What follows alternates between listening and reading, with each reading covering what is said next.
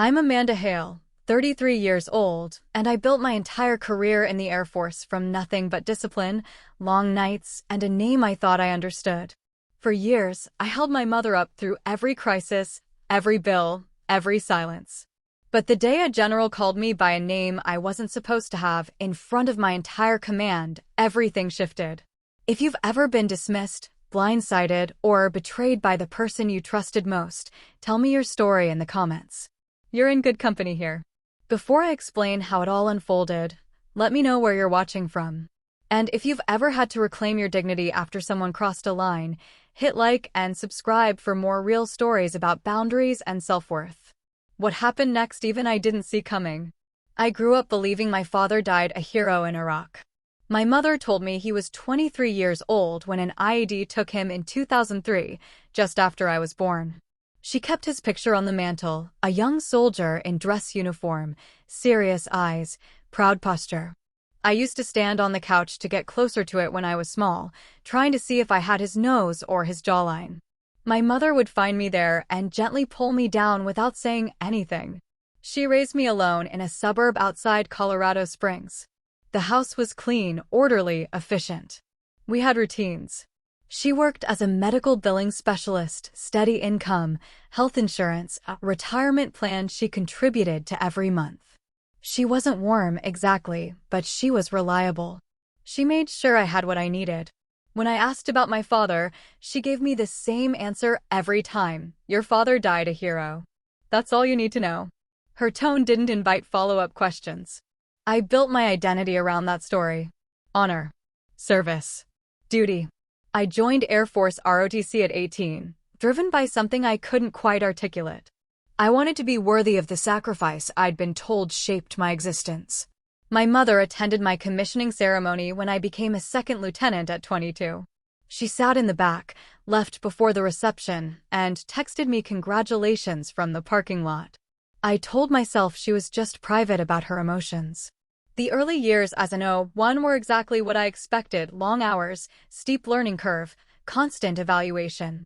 I moved from Colorado to Alabama, then to Nevada. I learned to lead airmen, manage logistics operations, brief senior officers without flinching. I made first lieutenant at 24. My mother sent a card. By the time I was 26, I'd pinned on captain and started feeling like I knew what I was doing. I also started taking care of her. It happened gradually, the way these things do. She got laid off when I was 25. I sent money to cover her mortgage for 3 months while she found something new. When her car broke down a year later, I drove 6 hours to help her pick out a replacement and co-sign the loan. When she needed someone to deal with her landlord, her insurance company, her medical bills, I made the calls. I became the person who handled things. She never thanked me directly. It was treated as an expectation, something I owed. I told myself it was normal. She'd raised me alone. Of course I should help now that I could. But there was always a strange distance to it, like I was fulfilling a contract neither of us had signed. When I visited, she'd ask about my job in vague terms, then change the subject. She never asked about deployments, training exercises, or promotion timelines. It was as if my career existed in a separate reality she preferred not to acknowledge. I made major at 30. The promotion list came out on a Tuesday, and I called her from my office. I made the cut, I said. They're pinning me in 6 weeks. There was a pause. That's nice, Amanda. It's a big deal, Mom. I'm one of the youngest in my year group. I'm sure you worked very hard. Her voice was flat, distracted. I heard the television in the background. Will you come to the ceremony? Another pause. I'll try. It's a long drive. She didn't say she was proud. She didn't ask about the ceremony details. She just said she'd try. I hung up feeling hollow. I sat at my desk for a while, staring at the email confirming my promotion date. My flight commander knocked on my door frame. Hale, you good? Yeah, I said. Just told my mom. She excited? Sure, I said. He looked at me for a moment, then nodded and left. I stayed late that night, reviewing readiness reports I'd already read twice.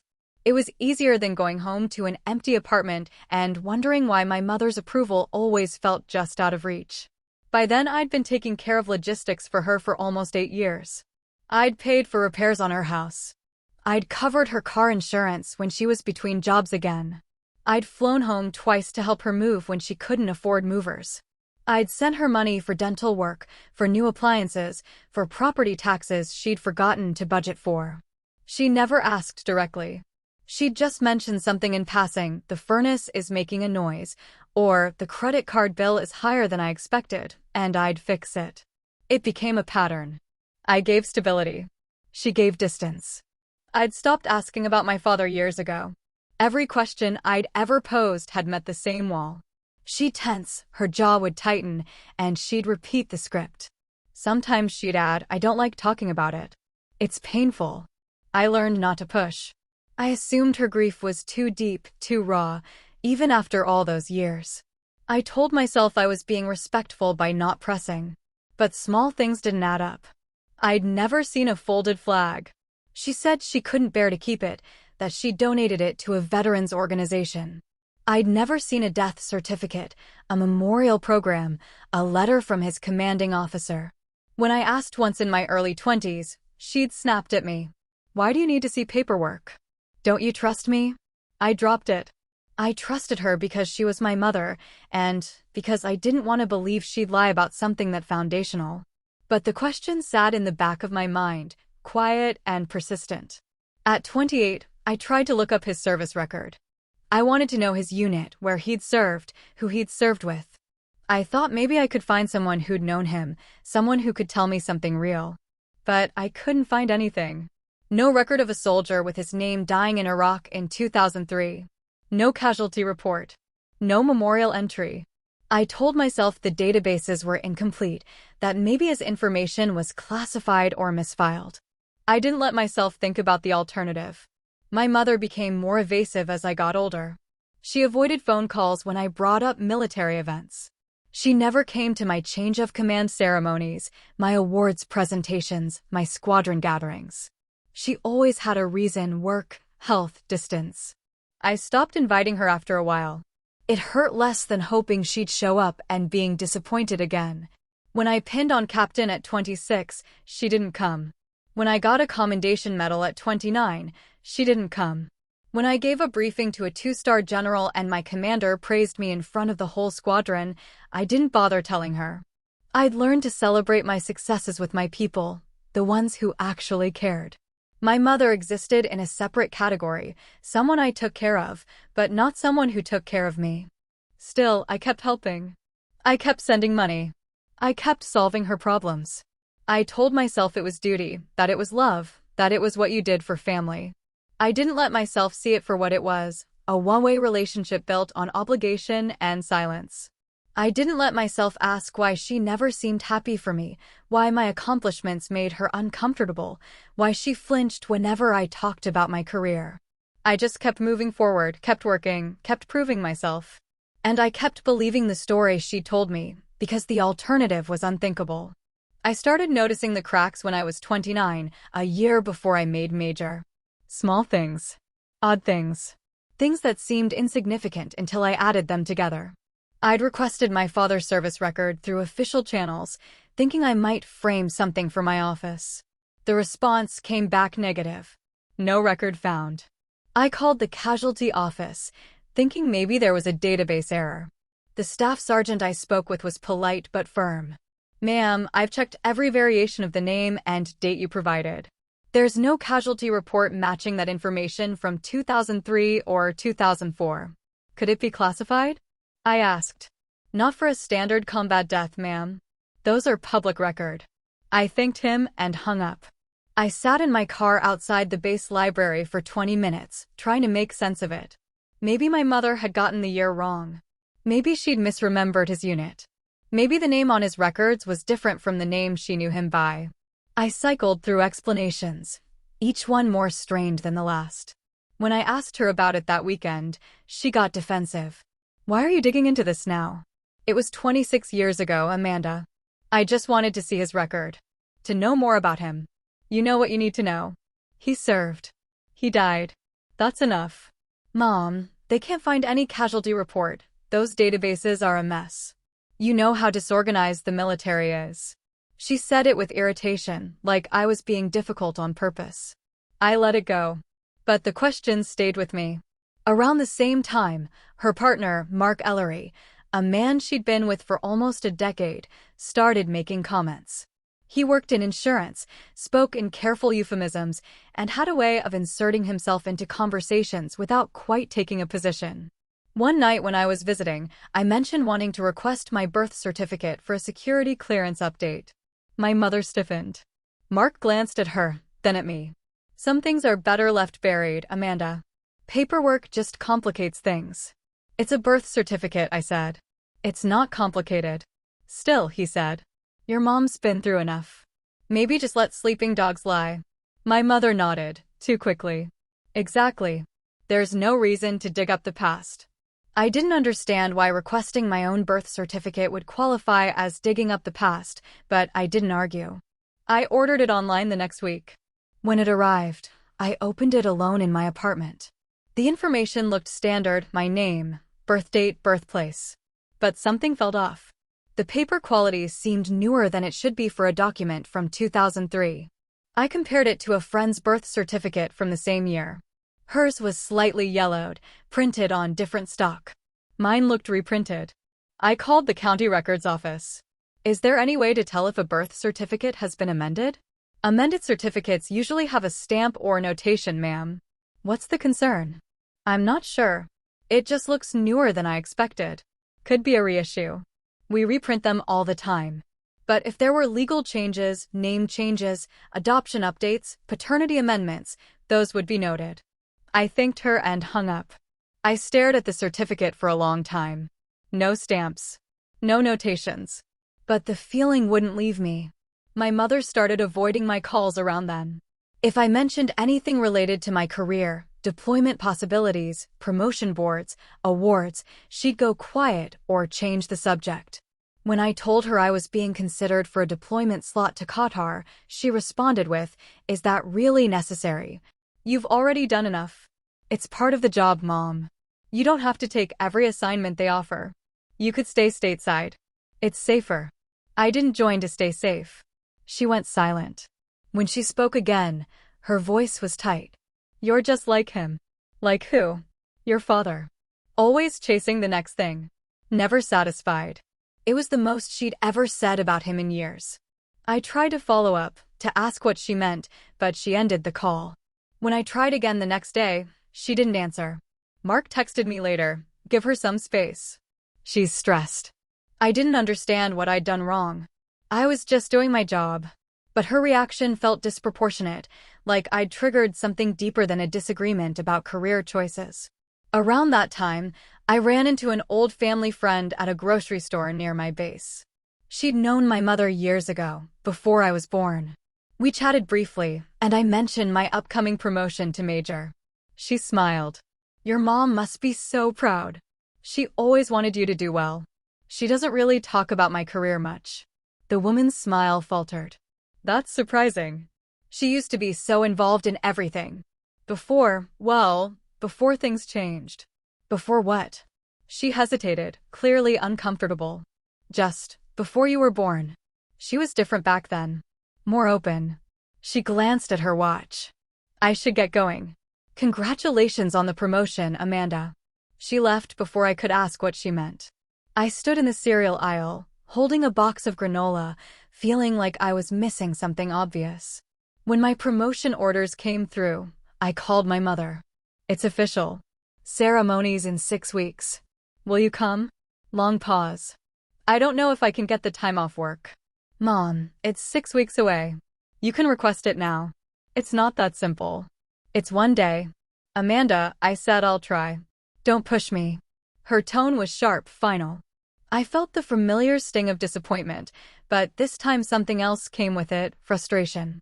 I'd spent years accommodating her distance, rationalizing her coldness, making excuses for her absence. And for what?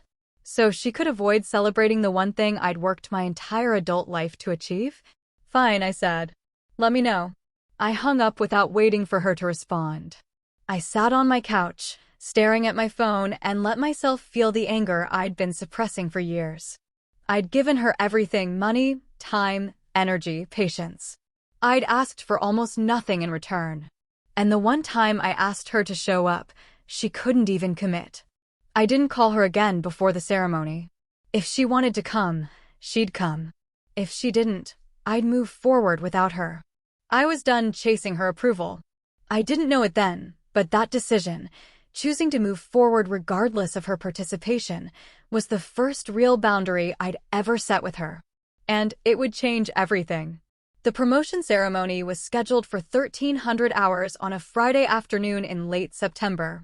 The base theater was set up with a small stage, flags positioned behind the podium, rows of chairs for attendees. My squadron showed up in force, fellow officers, senior NCOs, airmen I'd worked with over the years. My flight commander was there. My squadron commander, Lieutenant Colonel Renner, would officiate. I'd expected maybe 30 people. Closer to 50 showed up. My mother arrived 20 minutes early. I saw her slip into a seat in the back row, Mark beside her.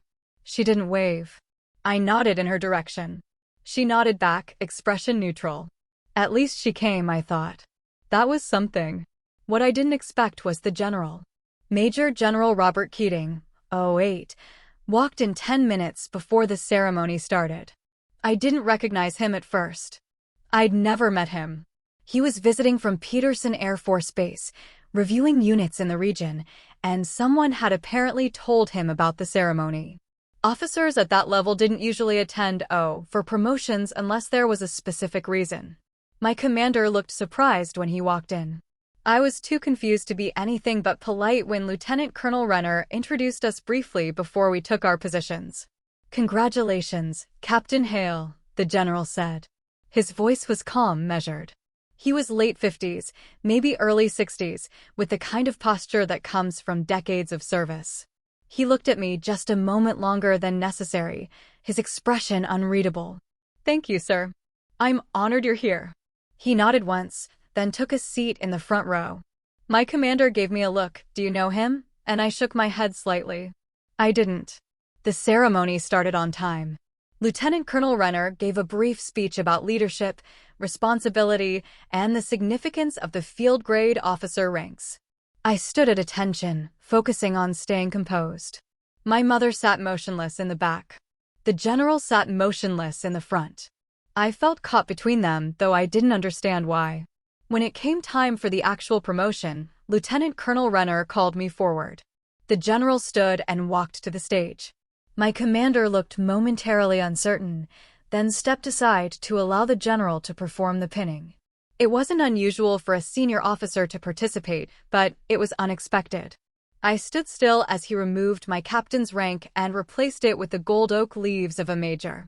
He stepped back, met my eyes, and extended his hand. I shook it. Then he said, clearly and calmly, "Congratulations, Major Richards." The room went silent. I felt my stomach drop. My heart slammed against my ribs. I kept my expression neutral through sheer force of will, but inside I was reeling. No one called me Richards. My last name was Hale. It had been Hale my entire life. Richards wasn't a name I used. It wasn't a name anyone should know. Except it was my father's name. The name my mother never spoke. The name that appeared nowhere in my records, my personnel file, my entire documented existence. The general held my gaze for a moment longer, then added, "Your father would be proud." I heard someone shift in their seat. I heard the faint hum of the HVAC system. I heard my own pulse in my ears. I managed to say, "Thank you, sir." He stepped back. The ceremony continued. I saluted. I shook hands. I smiled at people who congratulated me. I moved through the motions like I was on autopilot, every action rehearsed and mechanical. Inside, my mind was spinning. How did he know that name? Why did he say it in front of everyone? What did he mean about my father? My mother was already moving toward the exit before the ceremony officially ended. I saw her stand, saw Mark follow, saw them slip out the side door. I wanted to go after her, but I was surrounded by well-wishers. My flight commander clapped me on the shoulder. A senior master sergeant I'd worked with in my first assignment gave me a hug. I thanked everyone. I smiled. I accepted congratulations. I felt like I was watching myself from outside my body. When I finally broke free, I found the general near the back of the theater, speaking quietly with Lieutenant Colonel Renner. I approached carefully. My commander saw me and excused himself, giving us space. "Sir," I said, "may I ask you something?" "Of course, Major." "Why did you call me Richards?"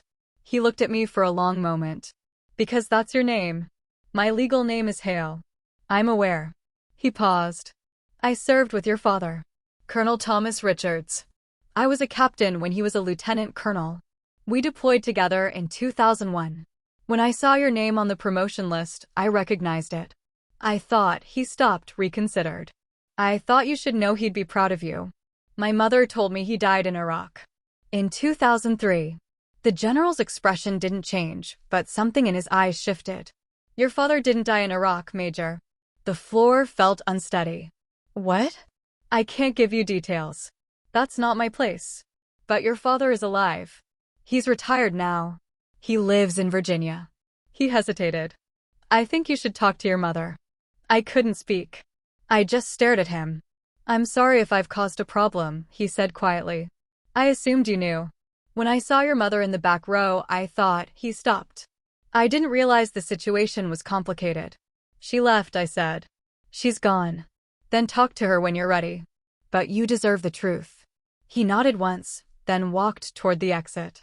I stood there, surrounded by the remnants of my promotion ceremony, the flags, the empty chairs, the congratulations cards people had left on a table near the door, and tried to process what I'd just learned. My father was alive. My mother had lied to me for 33 years. And somehow, a general I'd never met knew more about my own family than I did. I left the theater in a daze. My phone buzzed. A text from my mother, "We need to talk." "Not here. Come by the house tomorrow." I stared at the message. Then I saw another one, sent 5 minutes earlier. "You weren't supposed to know that name." Not, "I'm sorry." Not, "Let me explain." Just, "You weren't supposed to know." I drove back to my apartment, went inside, and sat on the floor with my back against the couch. I didn't cry. I didn't call anyone. I just sat there, replaying the last hour in my mind, trying to understand how my entire life had been built on a lie I'd never thought to question. My father was alive. And my mother had made sure I'd never know. I didn't go to my mother's house the next day. I didn't call her. I didn't respond to her texts.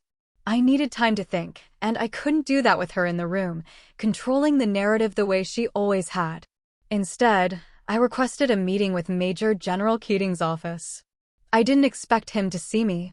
General officers don't typically take appointments with newly promoted majors they barely know.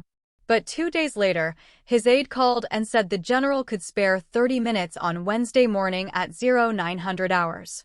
I drove to Peterson Air Force Base alone. The whole way there, I rehearsed what I'd say. I wanted to be professional, composed, respectful. I didn't want to seem unstable or emotional. But I also needed answers, and he was the only person who could give them to me without my mother's filter. His office was understated: flags, commendations, a few photos from deployments. He stood when I entered and gestured to a chair across from his desk. "Major Hale. Or should I say Major Richards?" "Hale is fine, sir." He nodded and sat down. "I apologize again for what happened at your ceremony. I didn't intend to cause a disruption." "I appreciate that, sir. But I'm glad you said something. I need to understand what's going on." He leaned back slightly, hands folded on his desk. "I can tell you what I know, but it's limited. Your father and I served together. He was a good officer. Dedicated. Professional. We lost touch after he retired, but I kept up with him through mutual contacts. When I saw your name on the promotion list, I looked into it. Your service record listed your mother's maiden name, but the biographical details matched. I reached out to your father to confirm. He told me he hadn't seen you since you were an infant." "Why?" "He didn't give me specifics. He said your mother cut off contact and moved. He tried to reach out, but she blocked him at every turn. Eventually, he stopped trying. He said it was too painful." I felt something tighten in my chest. "He just gave up?" "I don't know the full story, Major. But from what he told me, your mother made it clear he wasn't welcome in your life. He respected that, even though it destroyed him. She told me he was dead. The general's expression hardened. That's unconscionable. I sat with that for a moment. Then I asked, can I contact him? That's your decision. I can give you his information if you want it. But you should know, he doesn't expect anything from you. He's not looking to disrupt your life. He just wants you to be happy. I'd like his contact information, sir. He wrote something on a notepad, tore off the page, and handed it to me. An email address. A phone number. A name. Colonel Thomas Richards, USAF Ret. I folded the paper and put it in my pocket. Thank you, sir. One more thing, he said. Your mother was at that ceremony. She saw me recognize you. She knows you know. Be prepared for that conversation. I will, sir. I left his office and sat in my car for a long time, staring at the piece of paper. I had my father's contact information. I could call him right now. I could email him. I could drive to Virginia and knock on his door. But I wasn't ready. Not yet. First, I needed to confront my mother. I needed to hear her try to explain why she'd done this. I drove to her house that evening without calling ahead. Mark answered the door. He looked uncomfortable. Amanda, your mom's not feeling well. I need to talk to her. Maybe give her a few days, now, Mark. He stepped aside. I walked into the living room. My mother was sitting on the couch, arms folded, expression guarded. She looked older than I remembered. Tired. You lied to me, I said. No preamble. No small talk. I protected you. You told me my father was dead. He might as well have been. He wasn't there. He wasn't part of your life. What difference does it make? What difference? I stopped, trying to keep my voice level. You took away my entire family. You erased him. You made me believe I grew up without a father because he died, not because you decided I didn't deserve to know him. He wasn't good for us. That wasn't your decision to make alone. Her jaw tightened. I was your mother. It absolutely was my decision. Did he try to see me? Silence. Mom. Did he try? She looked away. A few times. When you were little. And you stopped him. I did what I thought was best. Best for who? For me? Or for you? She stood up, voice rising. You don't understand what it was like. He was never home. He was always deploying, always focused on his career. I couldn't rely on him. I couldn't build a life around someone who was never there. So you erased him. You told me he was dead. You let me grow up thinking I was the daughter of a man who died a hero, when really I was just the daughter of a man you didn't want around. I gave you stability. I gave you a home. I raised you alone. You didn't have to raise me alone. He wanted to be part of my life, and you took that away from both of us. Mark stepped into the room. Amanda, your mother's been through a lot. Stay out of this, Mark. My mother's expression shifted, hardening. If you pursue this, if you contact him, you're going to destroy what little family you have left. I don't have a family, Mom. I have a mother who lied to me for 33 years, and a father I've never met. That's not a family. That's a disaster. She stared at me, and for the first time I could remember, she looked genuinely shaken. But she didn't apologize. She didn't take it back. She just said, if you walk out that door, don't expect me to be here when you come back. I looked at her for a long moment. Then I turned and left. I sat in my car outside her house, hands shaking, breath uneven. I'd just blown up the only family relationship I'd ever known. But I couldn't stay in a dynamic built on lies and manipulation. I couldn't keep pretending everything was fine when it had never been fine. I drove back to my apartment, poured a glass of water I didn't drink, and sat on my couch in the dark. My phone buzzed. A text from my mother. You'll regret this. I deleted it. Then I opened my contacts and found Major Elena Voss, a fellow major I'd worked with on a joint readiness project the year before. She was smart, steady, someone I trusted. I texted her, "Are you free tomorrow? I need to talk to someone." She responded within minutes, "Of course. Coffee at 0800?" I replied, "See you then." I set my phone down and closed my eyes. For the first time in my life, I'd chosen my own path over my mother's narrative. It felt terrifying, but it also felt necessary. And somewhere in Virginia, my father, alive, retired, waiting, had no idea I was about to reach out. I met Elena at a coffee shop off base at 0800 hours the next morning. She was already there, 2 cups on the table. I sat down across from her, and she slid one toward me without saying anything. I took a sip. It was too hot, but I didn't care. "You look like you didn't sleep," she said. I didn't. What happened? I told her everything. The ceremony. The general. The name. My mother's reaction. The meeting with Major General Keating. The confrontation at my mother's house. I kept my voice even, factual, like I was briefing a mission. It was the only way I could get through it without breaking down. Elena listened without interrupting. When I finished, she leaned back in her chair and exhaled slowly. "Jesus, Mandy. I don't know what to do." "Yes, you do. You're just scared to do it. I don't even know him. So get to know him. Or don't. But make that choice based on what you want, not based on what your mother wants."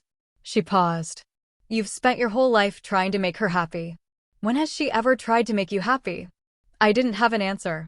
"Look," Elena said, "I don't know your mom. Maybe she had reasons for what she did. Maybe she was scared, or hurt, or whatever. But that doesn't make it okay.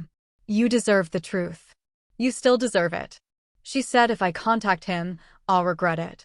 "She's trying to control you. Don't let her."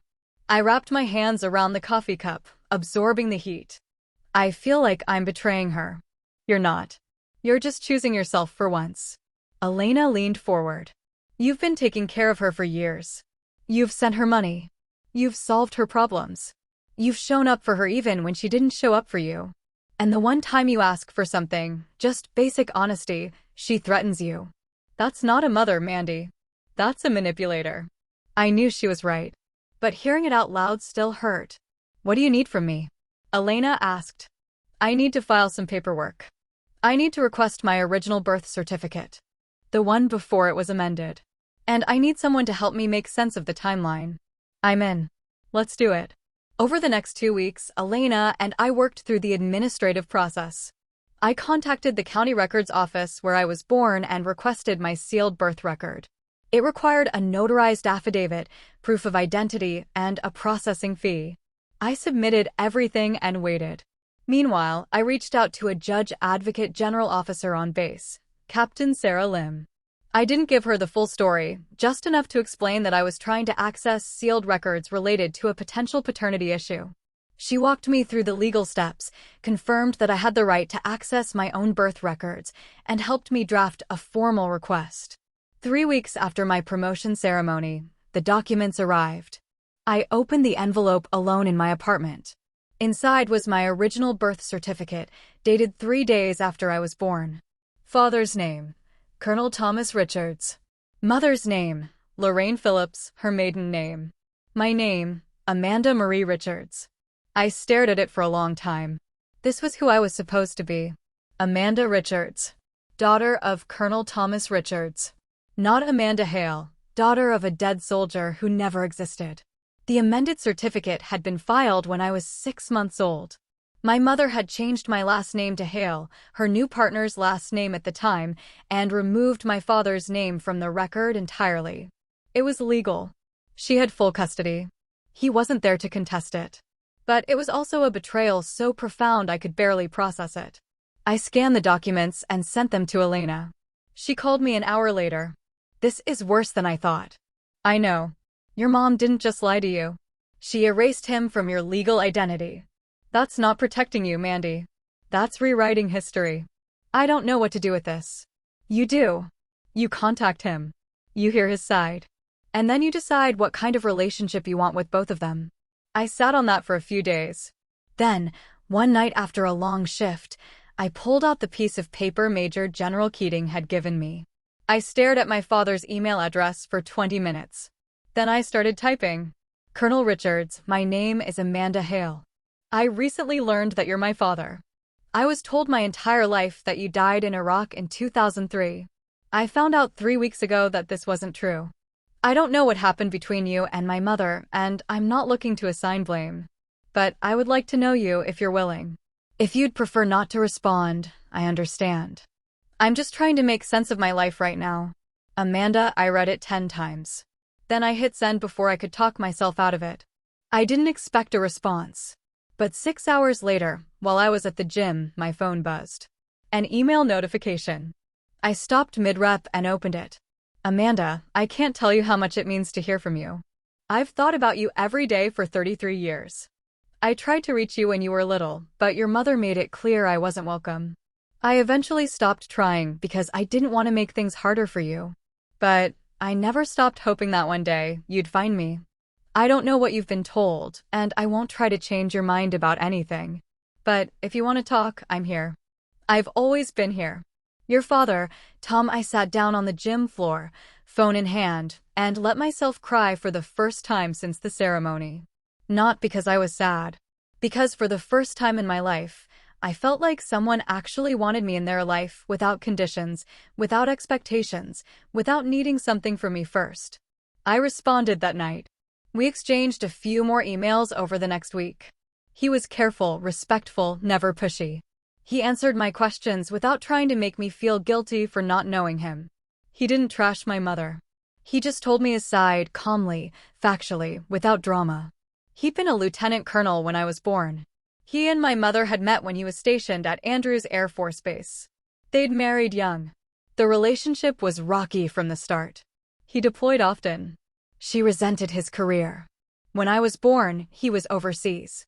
By the time he got back, she'd moved out and filed for separation. He tried to stay involved. She blocked him. He hired a lawyer. She moved states and changed her name. Eventually, he gave up because he didn't want to traumatize me with a custody battle. I thought about you every day, he wrote. I just didn't know how to reach you without making things worse. I believed him. And slowly, carefully, I started to let him in. My mother, meanwhile, kept texting. Long messages. Guilt trips. Accusations. I didn't respond. I'd told her I needed space, and I meant it. Mark tried to intervene once, calling me to say my mother was devastated.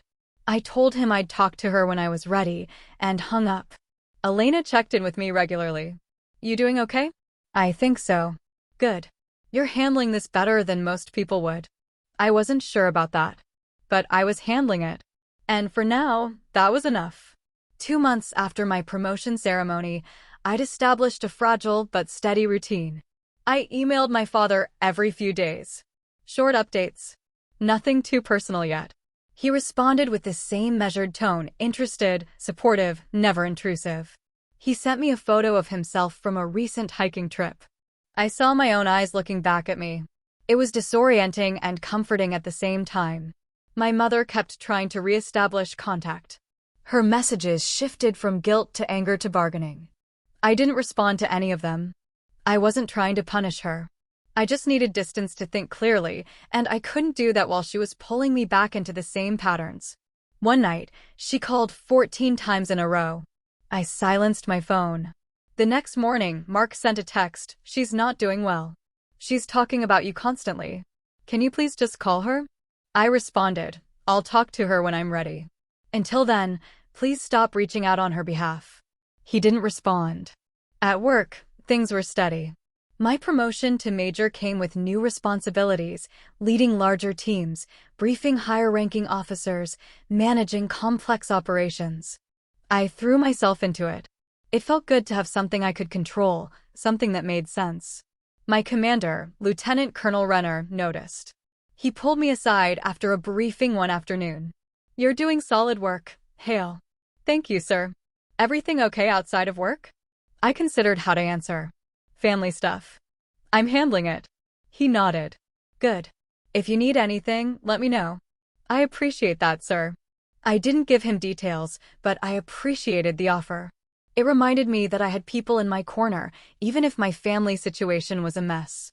3 months after the ceremony, I flew to Virginia to meet my father in person.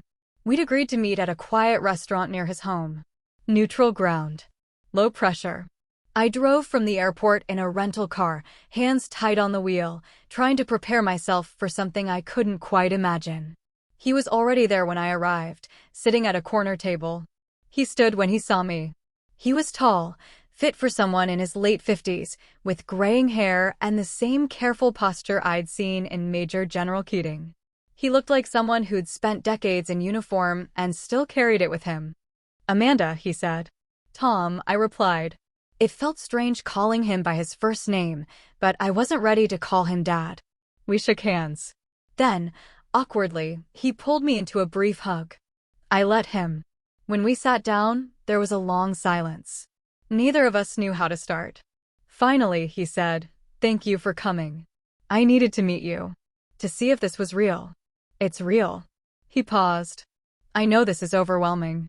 I don't expect anything from you. I just wanted the chance to know you, even a little. I have a lot of questions. I'll answer anything you want to know." We talked for 3 hours. He told me about his career, 3 decades in the Air Force, multiple deployments, assignments all over the world. He told me about meeting my mother, about their brief marriage, about the custody battle that never quite happened because she disappeared before he could file. He told me about the years he spent wondering if I was okay, if I remembered him, if I'd ever want to know him. "I thought about hiring a private investigator," he said. "But I didn't want to invade your privacy. I didn't want to force myself into your life if you didn't want me there. I didn't know you existed." His face tightened. "I didn't know she told you I was dead. I thought maybe she just said I wasn't around." "But dead," he stopped. "That's unforgivable. I'm trying to understand why she did it. Fear, maybe? Control? I don't know. Your mother and I were never good together. But I never thought she'd go that far." We talked about other things too. He asked about my career. I told him about my assignments, my promotions, my plans. He listened like every word mattered. It was the first time I'd talked about my work with a parent who actually cared. When we left the restaurant, he walked me to my car. "Can I see you again?" "I'd like that. No pressure. Whenever you're ready." I nodded. Then, on impulse, I hugged him. He hugged me back, tight and careful, like he was afraid I'd disappear. I drove back to the airport feeling lighter than I had in months. I had a father. A real one.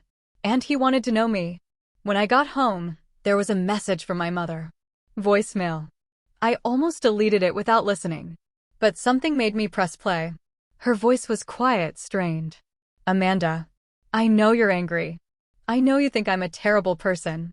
Maybe I am. But everything I did because I thought it was best for you. I didn't want you to grow up torn between 2 parents who couldn't stand each other. I didn't want you to feel abandoned every time he deployed. I wanted you to have stability. I wanted you to have a normal life." She paused. I heard her breathe. "I know I hurt you. I know I can't take it back. But I'm still your mother. And I love you. Even if you can't forgive me, I need you to know that." The message ended. I sat on my couch, phone in hand, and felt the weight of 33 years pressing down on me. She loved me. I believed that. But love without honesty isn't love. It's control dressed up as care. I didn't call her back. Not yet. But I saved the message. 6 months after my promotion ceremony, the dynamic had shifted completely. I'd established regular contact with my father, emails, phone calls, occasional visits.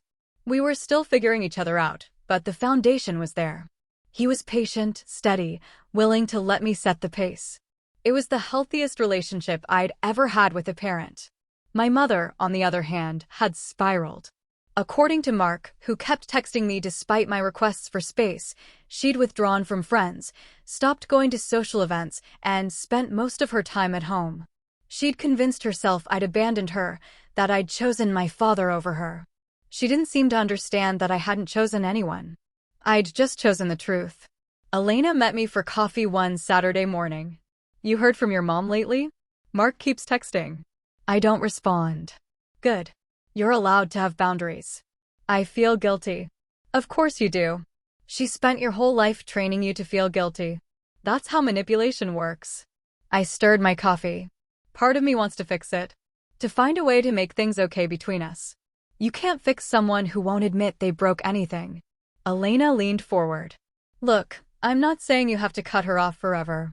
But you can't rebuild a relationship with someone who's still lying to you. She has to take responsibility first. What if she never does? Then you move on. You've got a father who actually gives a damn. You've got a career you're good at. You've got people who respect you. That's more than a lot of people have." She was right. But it didn't make it easier. A week later, my father called. I got a message from Lorraine. I froze. My mother contacted you? Yeah. She wanted to know if I was trying to turn you against her. He sighed. I told her I wasn't. I told her you reached out to me, not the other way around. She didn't want to hear it. I'm sorry. Don't apologize. This isn't your fault. He paused. She also said she's willing to talk to you if you're willing to listen. Did she say what she wants to talk about? No. But she sounded desperate. I thought about it. Then I said, I'll think about it. No pressure. Just wanted you to know. I spent the next few days weighing the decision. Part of me wanted closure. I wanted to hear her side, to understand why she'd done what she'd done. But another part of me knew that talking to her would open the door to more manipulation, more guilt, more excuses. Finally, I decided to meet her. But on my terms. I texted her, I'll meet you for coffee. 1 hour. You talk, I listen. If you try to guilt me or manipulate me, I leave. She responded immediately. When? Saturday at 1000. I'll send you the address. I'll be there. The coffee shop was neutral territory, public, close to the base. I arrived early and took a seat near the window. She arrived exactly on time, looking smaller than I remembered. She'd lost weight. Her hair was grayer. She looked exhausted. She sat down across from me and folded her hands on the table. Thank you for meeting me. I'm listening. She took a breath. I need you to understand something. When I left your father, I was terrified. He was never home. I was raising you alone even when we were married. I didn't know how to do it by myself, and I didn't trust him to be there when I needed him. So I left. And when he tried to fight for custody, I panicked. I thought if I let him stay in your life, he'd take you from me. So I cut him out completely. I changed your name. I told you he was dead because I thought it would be easier than explaining why he wasn't around. Easier for who? For both of us. I didn't want you to grow up wondering why your father didn't care enough to stay. I thought if you believed he was dead, you'd stop asking questions. But he did care. He tried to see me. You blocked him. I know. Her voice cracked. I know I did. And I've regretted it every day since. Then why didn't you tell me the truth when I got older? Why did you let me keep believing a lie? Because I was afraid you'd hate me. And I was right, wasn't I? You do hate me. I don't hate you, Mom. I'm just devastated that you took away my entire family because you were scared. She looked down at her hands. I thought I was protecting you. You were protecting yourself. She didn't argue. We sat in silence for a long time. Finally, she said, What do you want from me? I want you to stop pretending you did this for me. I want you to admit that you did it because it was easier for you. And I want you to stop trying to control my relationship with my father. I can do that. Can you? I don't know. She looked up at me, and for the first time, I saw something that looked like honesty. I don't know how to let go. I don't know how to be your mother without being in control. Then maybe you need to figure that out before we try to fix this. She nodded slowly. Okay. I stood up. I'm not cutting you off. But I need space. And I need you to respect that. I will. I left without looking back. I didn't feel lighter. I didn't feel resolved. But I felt like I'd said what I needed to say. Over the next few months, my mother kept her distance. She texted occasionally, short, neutral messages. I responded when I felt like it. It wasn't a relationship. But it was a boundary. And for now, that was enough. A year after my promotion ceremony, I stood in my father's living room in Virginia, looking at photos I'd never seen before. Pictures of me as a baby, held by a man I didn't remember. Pictures of my parents together, young and hopeful, before everything fell apart. He'd kept them all this time, stored in a box in his closet, waiting for a moment that might never come. I didn't know if I'd ever get to show you these, he said quietly. I picked up a photo of him holding me on the day I was born. He looked so young. Happy. She took this from me. She took it from both of us. I set the photo down carefully. I don't know if I can forgive her. You don't have to. Forgiveness isn't mandatory. But at some point, you have to decide whether you want her in your life or not. You can't stay in limbo forever. I'm not ready to decide. Then don't. Take your time. We spent the rest of the afternoon talking about smaller things, his retirement plans, my upcoming deployment, the possibility of me applying for a staff position at the Pentagon in a few years. It felt normal. Easy. Like we were catching up rather than rebuilding. When I left that evening, he walked me to my car. You know you can call me anytime, right? You don't have to wait for scheduled visits. I know. I'm proud of you, Amanda. I know I don't have the right to say that, but I am. You have the right, I said. You're my father. His face softened. Yeah, I am. I hugged him, got in my car, and drove back to the airport. On the plane, I pulled out my phone and scrolled through my messages. My mother had texted earlier that day, thinking of you. I stared at the message for a long time. Then I typed, thank you. It wasn't much, but it was something. When I landed, there was a voicemail from Lieutenant Colonel Renner. Hale, give me a call when you get a chance. I want to talk to you about a leadership opportunity. I smiled. Work was one thing I'd always been able to count on. I called him back the next morning. Renner. Sir, it's Major Hale. You wanted to talk? Yeah, I'm putting you up for a squadron exec position. It's a big step, but I think you're ready. I'd be honored, sir. Good. We'll talk details next week. I hung up and sat at my desk, feeling something I hadn't felt in a long time, pride. Not the kind that comes from other people's approval. The kind that comes from knowing you've earned your place, that you've kept moving forward despite everything trying to pull you back. My mother had spent my whole life trying to shape me into someone who'd never leave her. She'd lied, manipulated, and controlled. But in the end, she'd created exactly what she feared, someone strong enough to walk away. And I had walked away. Not out of hatred. Not out of revenge. But because I deserved better. I deserved the truth. I deserved a family built on honesty, not secrets. I didn't know what the future held with my mother. Maybe we'd find a way back to each other. Maybe we wouldn't.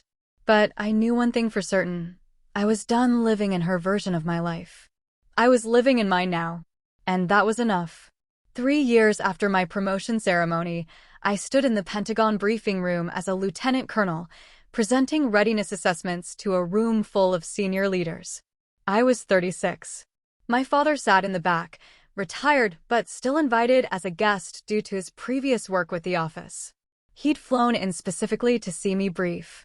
Afterward, a brigadier general I didn't know approached me. Excellent work, Colonel Richards. I didn't correct him. I'd legally changed my name back 6 months earlier. It had taken paperwork, time, and a conversation with a lawyer. But it was done. I was Amanda Richards again. The name I was born with. The name I was always supposed to have. Thank you, sir. My father met me outside. You were outstanding in there. I had a good teacher. He smiled. I didn't teach you that.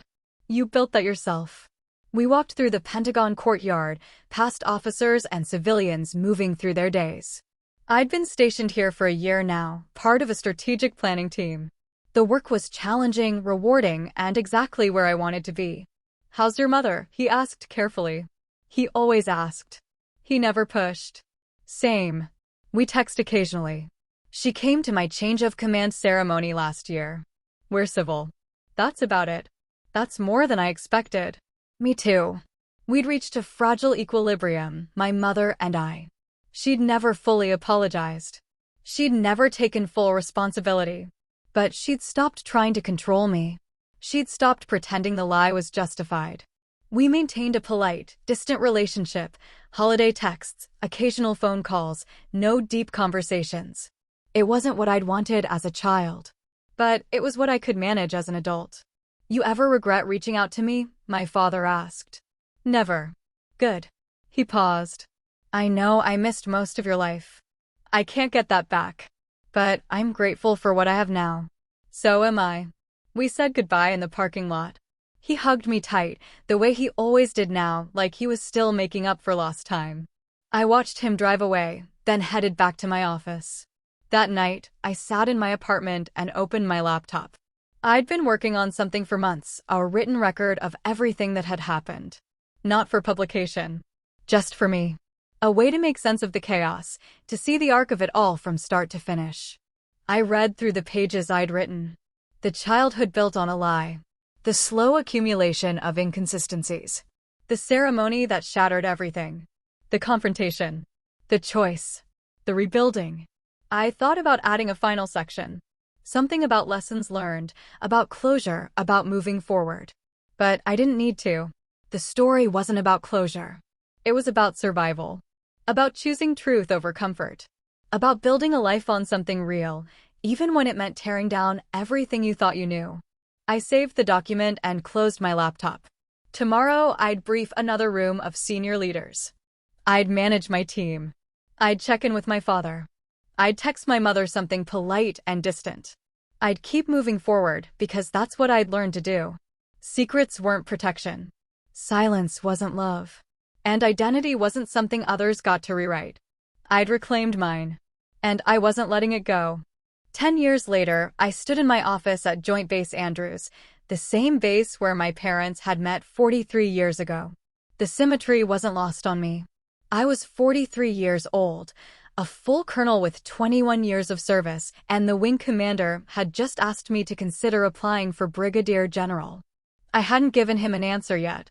My father called every Sunday. We'd built something steady over the decade, not the relationship we might have had if things had been different, but something real nonetheless. He was 68 now, still sharp, still hiking, still the person I called when I needed perspective. We'd stopped trying to make up for lost time. We just lived in the present. My mother was 70. We spoke maybe once a month. She'd never fully apologized, never fully acknowledged the scope of what she'd done. But she'd stopped defending it. Last year, when I'd been promoted to colonel, she'd sent a card. Inside, she'd written, "I'm proud of you." I know I don't say it enough. It wasn't everything I'd wanted, but it was something. I'd gotten married 2 years ago. His name was David, a civilian contractor I'd met during a joint exercise in Germany. He was patient, steady, secure enough in himself that my complicated family history didn't scare him off. My father had walked me down the aisle. My mother had attended but left early, claiming a headache. David had squeezed my hand and said, "You okay?" I was. We had a daughter now, 18 months old. We'd named her Grace. My father visited monthly, always bringing books or small toys, always asking if he could help. My mother had met her twice. Both visits had been brief, cordial, strained. Grace would never know her grandmother the way I'd wanted my children to know their grandparents. But she'd know her grandfather. And that mattered. I thought about the promotion opportunity. Brigadier General. Oh, 7. The rank Major General Keating had held when he'd called me by my real name and changed everything. He'd retired 5 years ago. I'd sent him a thank you note. He'd responded with a short message. "You would have found out eventually." I just accelerated the timeline. Use it well. I had. I'd built a career defined by confidence, integrity, and the ability to make hard decisions under pressure. People respected me because I'd earned it, not because I'd hidden from difficult truths. The personal crisis that could have derailed me had instead clarified who I was and what I valued. My phone buzzed. A text from my father. "Dinner next weekend? I'll drive down." I responded, "Grace would love that." So would we. Another text, this one from Elena. She was a lieutenant colonel now, stationed in Japan, still my closest friend. "Heard a rumor you're being considered for star rank. True?" I replied, "Maybe. Haven't decided if I want it." "You'd be great. But only do it if it's what you want." I set my phone down and looked out my office window. The flight line stretched out before me, aircraft, personnel, the constant motion of military operations. I'd spent 2 decades in this world. It had given me purpose, identity, a place where I belonged. But it had also cost me deployments, missed moments, relationships that didn't survive the demands of the job. I thought about my mother sometimes, about the resentment she'd carried toward my father's career. I understood it better now. The military took things from you: time, stability, certainty. You had to decide if what it gave you in return was worth it. For me, it had been. But I wasn't sure I wanted to give it another 15 years. General officers didn't retire until their late 50s, sometimes early 60s. That was a long time to be away from Grace, from David, from the life I was building outside of work. I pulled out my phone and called my father. "Hey, sweetheart." "Hey, Dad." I still pause sometimes before calling him that, even after 10 years. Can I ask you something? Always. Do you regret it? The career? All the time you were gone. He was quiet for a moment. I regret missing you. I don't regret the work. But if I'd known what it would cost me, I might have made different choices. I'm being considered for general. I know. Keating called me last week. I smiled. Of course he had. What did he say? He said you'd be an outstanding general. He also said you'd be an outstanding person regardless of what rank you wore. What do you think I should do? I think you should ask yourself what you want your life to look like in 10 years. Then work backward from there. I sat with that. In 10 years, Grace would be 11. David would be 55. My father would be 78. My mother, if she was still alive, would be 80. I don't know if I want to keep doing this, I said. Then don't. It's not that simple. It is, actually. You've already proven everything you needed to prove. You don't owe the Air Force more than you've already given. And you definitely don't owe it to anyone to keep sacrificing your life for a rank. I feel like I'd be quitting. You'd be choosing. That's different. He paused. You've spent your whole life trying to earn something you already had: value, worth, respect. You have it, Amanda. You've always had it. The question is whether you believe it. I closed my eyes. Thanks, Dad. Anytime. See you next weekend. I hung up and sat in the quiet of my office. Outside, the sun was setting over the flight line, casting long shadows across the tarmac. I thought about the girl I'd been at 22, newly commissioned, desperate to prove herself worthy of a father she thought had died a hero. I thought about the woman I'd become at 33, standing in a ceremony that shattered her entire understanding of her life. I thought about who I was now: a colonel, a wife, a mother, a daughter to a father who loved her, and a mother who'd never quite figured out how. I opened my laptop and started drafting an email to the wing commander. I didn't finish it that night, but I knew what I was going to say. I'd spent 21 years becoming someone I was proud to be. Maybe that was enough. Maybe it was time to build something new, something that didn't require rank or recognition or constant proof of worth. Something quieter. Something mine. I thought about Grace, about the kind of mother I wanted to be. Present. Honest. Available. Not perfect, just there. I thought about my mother, about the choices she'd made out of fear and the decades we'd both lost because of it. I didn't want to repeat that pattern. I didn't want my daughter to grow up wondering why I was never home, why my career mattered more than she did. The military had given me everything: purpose, identity, family in the form of my father. But it had also taken everything once before. I wasn't willing to risk it again. I saved the draft and closed my laptop. Tomorrow, I'd make the call. Tonight, I'd go home to my husband and my daughter and be exactly where I was supposed to be. 10 years ago, a general had called me by my real name and given me back my identity. Now I was choosing what to do with it. Not because I was running from anything, but because I was finally, fully, running towards something that mattered more. Thanks for listening, guys. Stories like this aren't easy to tell, but if it hit anywhere close to home, I'd love to hear your thoughts. Have you ever uncovered a family secret that changed the way you see everything? Did someone ever rewrite your past without your consent? Drop your experience in the comments. You never know who it might help. And if you want more true stories about boundaries, identity, and taking back your life, make sure to like the video, subscribe, and turn on notifications. I'll see you in the next one.